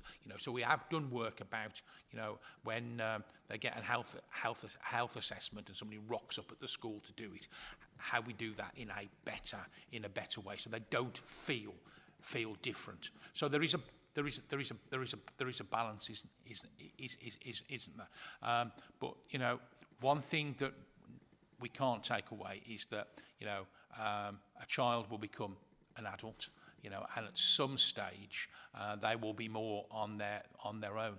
And you will have heard me say this many times before, that would that be good enough? If it's not good enough for our own children, would it be good enough for a child in our care? And that's an adage I absolutely go by. And there aren't that many young people around who reach 18 who suddenly are just by themselves, and they've got no support networks, because most children will have families. The vast majority of young people at that age will probably still be living at home. So that's why I'm a particular big supporter of things like the House Project. But I take on board completely, as a local authority and a society, you know, we can't continue looking after our care leavers forever and a day. And it's getting that right balance, isn't it? And this is why children that have been in foster care, who are now able to stay in that foster care, you know, if the foster carers are happy post 18, and provide some of that support, is if children are going to be, that is far better than residential care. If you're living in a family environment, you're more likely to be able to pick up those skills, aren't you? Hopefully they're required post-18 and as you go through life, than if you're living in residential home, particularly if that residential home, you know, is further afield. And I'll just give you a little example, and this is around children coming into care, and this is a sort of a bit made up and a bit in reality. If you have a 17-year-old who comes to and presents themselves for whatever reason, or with the family, and you know the family says, I can't cope and I need to go into care, and maybe that child's on the edge of some criminality, starting to mix with the wrong people, you know, that working with that family then and trying to keep that child in that family, as opposed to finding a placement in a care home that might be 70 miles away, where in that care setting they might be, in my view, probably in the vast majority of cases, far more susceptible to exploitation than they would be at home. And that's a balance. You know, traditionally, going back, you know, that we might have said, yeah, come into care, but it's about looking at that and saying, where can we as a organisation better manage the risk? Well, if it's just down the road in the family home, it's probably more likely that we can manage that risk than if they're 70 miles away in a residential care home. You know, and I know that's perhaps an extreme example, and they're not all the cases are like that. But just going back to preparing children for adulthood, I think we generally are going absolutely in the right direction. The House Project, I think, will be really, really good for that. But I absolutely take up on your point that children will become adults, and it's been able to prepare and do work to prepare children for adulthood with us, whether they're in foster care, whether in residential care, or whether, you know, they're in some semi-supported accommodation. And that's why we've been good. That's why we have looked, you know, for those 16 and 17-year-olds who are in residential care, to be able to step those down with support so they can start to take a little bit more responsibility. But, you know, when you close your eyes and you think about it, doing that now at 16 and 17 is, you know, it's not what most children have. Most children will be at home. But, you know, most of us will be able to remember in this room at a time, if you go back, where the age for keeping children in care was 16, and it wasn't 18, and I think that is, you know, quite frightening. But that doesn't mean to say we can carry on increasing that age to 20, 21 or something like that. So do take on board your point completely. No, thank you for that. Again, just anecdotal evidence, but it is about, interesting when you said, you know, kids just want to be normal and want to be the same, but I can think of two that turn up at school in taxis every day. None of the other, and then, you know, are we therefore setting these young people aside for other people, you know, for their peers? Councillor Ed Geller, I think you wanted to make a comment. Yeah, thank you, Chairman. Life experiences, you know, you learn a lot, don't you? Before I was a councillor, yeah, I've seen myself visiting my child in a residential unit a long way away, 200 miles away, and crying all the way back home because I wanted to take him out of there because I didn't feel personally that he was safe. But I couldn't, because I knew if I took him out of the system, I'd be on my own, and I didn't know where to go. So, you know, because County Council was involved at the time. But my question is, we talk about the cost of residential care and how much, I mean, yeah, it costs an awful lot, and it did at that time. Why aren't we building our own and running our own situation? We're a big enough county. You know, I mean, I realise that children, if they've got a problem in Tamworth with family and what have you, they need to move away from that area. I understand that. But why can't we? We're a big...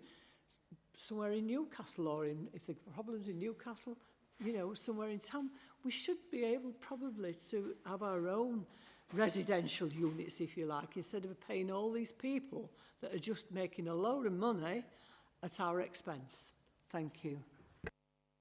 Councillor Son. Well, we are, and the FIRS on the FIRS in Stafford has just come online. That's another one of our own residential, and there will be business cases coming to Cabinet to look at how we address this. It's not automatically cheaper to provide our own. What it is better. We have more control over it. We have control over those outcomes, and we are able to do the things that the chairman spoke about in preparing children for adulthood, and have a system where when a child goes into one of our residential homes, we are working at how we get that child out of that residential home, maybe to foster care back to the family or something like that. That's not in a provider's interest, is it, to do that?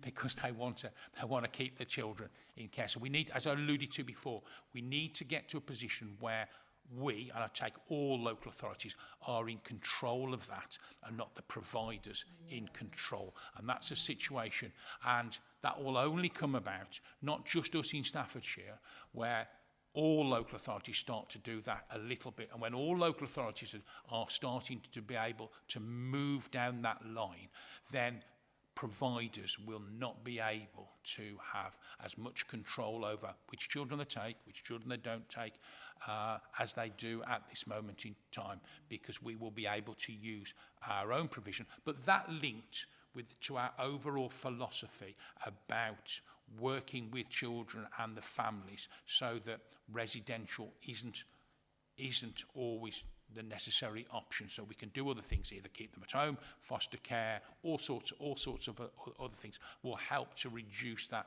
pressure on the market. Staffordshire is one of the only counties, areas in the country where within our boundary we have more than enough places for all our children in care. It's just that provider chooses where they come from. So whether they come from Greater Manchester, you know, or Norfolk or what have you, you know. But if they were all those homes just had Staffordshire children, there would be ample provision within the county. We need to have more control over this, and this won't happen overnight. But we are, as I said, we are bringing business cases. We're working on that. The FIRS has opened up, and as a member of corporate parenting panel, you know, happy to arrange and sort out visits to go and have a look and see how things done, because we don't do the Reg 44 visits anymore at this moment in time. So we do need to look at how we can do that. I had a visit there just before it was able to take its own child. And with our residential care homes, post-COVID, we went through a time, I think, as Nisha mentioned earlier, some of these high-level children who had to be placed on their own were taking up 3 or 4 places in those homes. That is now not the case. So we are able to utilise those care homes for the purpose they were at. You remember the Stafford one called Short Breaks, and others we have dealing with children on the edge edge of care, and the idea of a child going there wasn't about a long-term, lifelong placement. It was about, you know, on that edge of care and being able to do something and maybe take the child out of the family environment while other people work with the family and issues, you know, to be able to try and rectify the situation. And now we're able to do that a little bit more than we were just post-COVID. You know, that can only be a good thing. And I don't know whether Nisha's got anything she would like to add. Councillor McMahon, I think you indicated. Mark answered my question. Thank you. I'm not seeing any others. Just very quickly, I suppose, last question from me. The data on page 44, and I know that Nisha was saying, quite rightly so, that we want to get these numbers down, but we don't know what we don't know if something crops up. Would it be a reasonable measure, though, whether we get the numbers down or not? Would a reasonable measure be that Staffordshire adopts the position it should be on this graph, rather than more than the UK or, England, or more than its neighbours, or whatever the phrase is, statistical neighbours? I think you made the point that a comparison to the West Midlands probably isn't accurate. So would a test of where we are with all of this be if that line was somewhere in kilter with the bottom two lines? Yeah.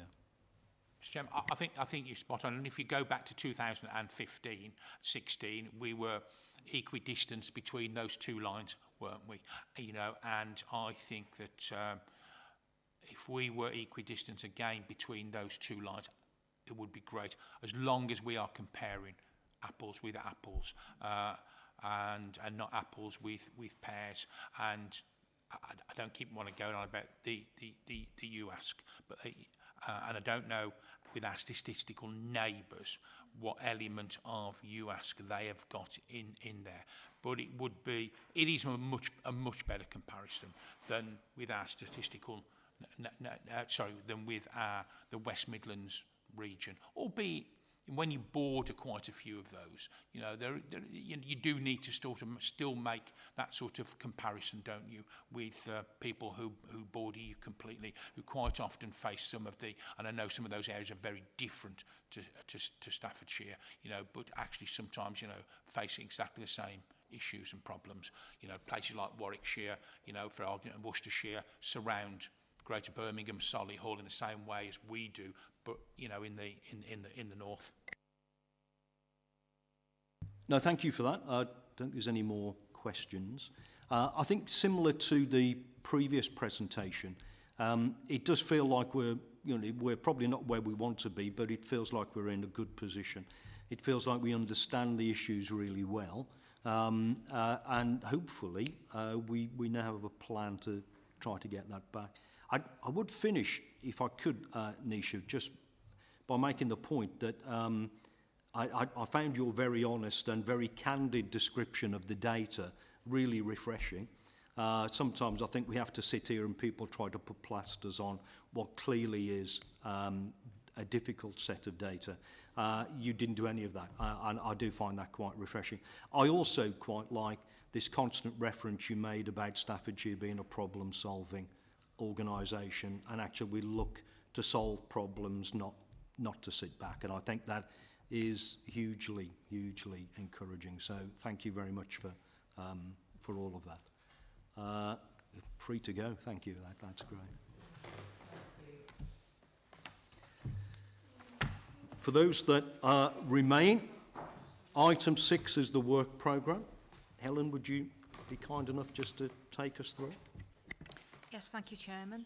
So we have 2 extra meetings that we've put in, both on the same date. The 24th of October, we've got an actual formal meeting at 12:30. I know that's a very odd time, but the reason for that is we'd already put in the informal meeting at 2, and I didn't really think that, you know, members would want to be in all day for 2 separate meetings.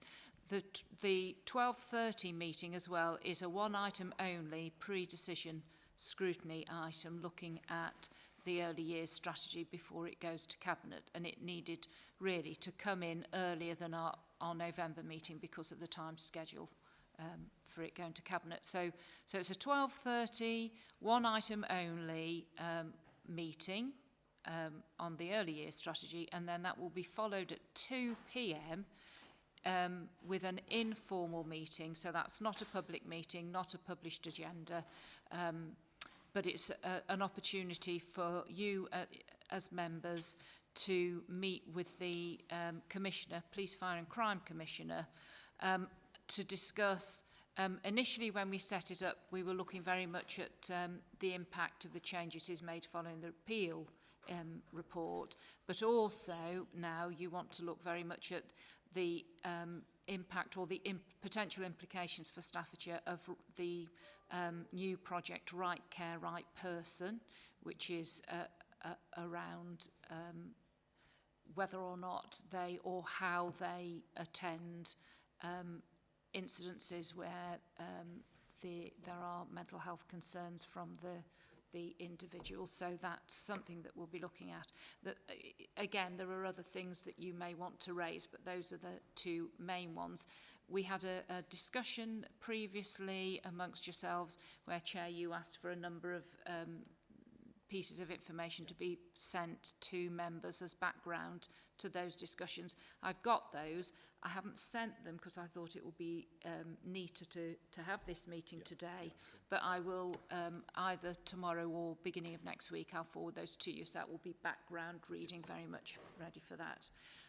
Our next meeting after that, and this is the one that was already in the calendar for you, is on the 23rd of November.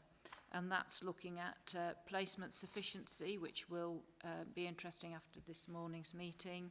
It's also looking at the work of the family improvement boards, and Mrs. Eagland, you raised that, didn't you, to include that. We're also looking at trading standards, which comes under the purview of this committee, and we haven't considered that for a while.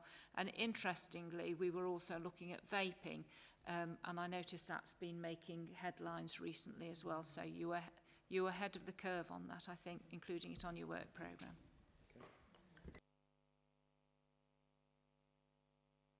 I went to the AGM at the Midland Partnership yesterday afternoon, and I spoke to Neil Carr and that afterwards, and this police new way of working, and that is having a big impact on them. I just wanted to mention that. Thank you.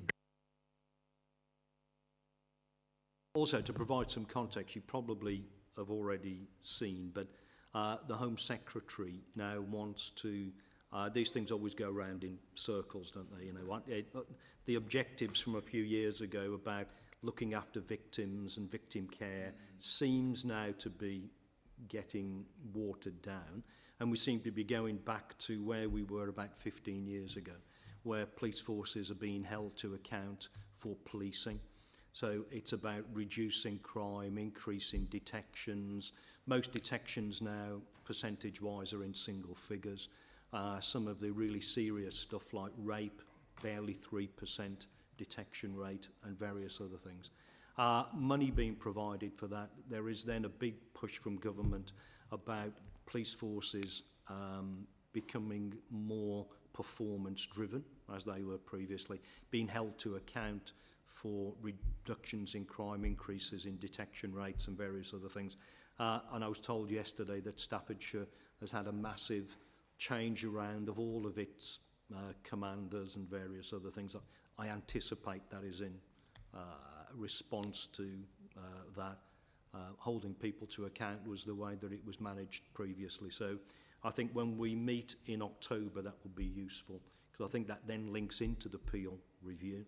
The Peel review criticised Staffordshire Police for its level of investigation and the way that it managed crime and offenders, all three of which are essential if you need to reduce crime and you need to move on. So I think it'll be quite an interesting debate.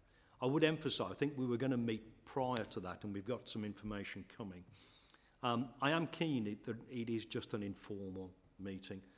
Unless other people disagree, I don't think we want a pre-arranged assault on them when they arrive.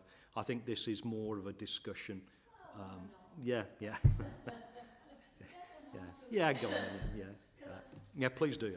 And I also mention, actually, last night at the Borough, we had two gentlemen come along and give us a rundown on hate crime, which was quite interesting, just, you know. The far right across Europe and all of that, and it certainly is here. Some instances, are we being recorded still? Yes. I'll stop there then. Can I just say, Chair? Yeah. Sorry, I should have said earlier that we have, you requested a pre-meeting before we meet with the Commissioner, and you should already have received a calendar invite for that on Monday the 16th of October at 3. Lovely. And that is really just about, so I'll send that background information out now, and it's just really about, as you say, it's an informal discussion with the Commissioner, but it's about you all agreeing the key areas you're going to raise with him. That's right, thank you. Thank you again for coming along, and I'll speak soon.